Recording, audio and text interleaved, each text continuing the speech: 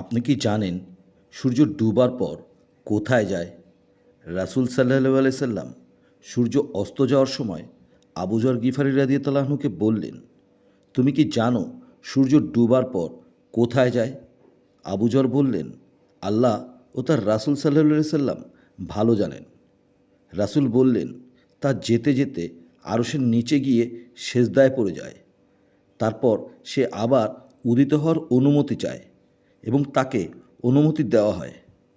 আর শীঘ্রই এমন সময় আসবে যে সেজদা করবে, কিন্তু তা কবুল করা হবে না এবং সে অনুমতি চাইবে, কিন্তু তাকে অনুমতি দেওয়া হবে না। তাকে বলা হবে, যে পথ দিয়ে আসলে সেই পথেই ফিরে যাও। আর তখন সূর্য পশ্চিম দিকে উদিত হবে। আর এ ব্যাপারেই সূরা ইয়াসিনের ৩৮ নম্বর আয়াত নাজিল হয়েছে। আর সূর্য নিজ নিজ গন্তব্য বা কক্ষপথে চলতে থাকে। এটাই পরাক্রমশালী সর্বজ্ঞের নিয়ন্ত্রক। সহিহ বুখারী হাদিস নং ৩১৯৯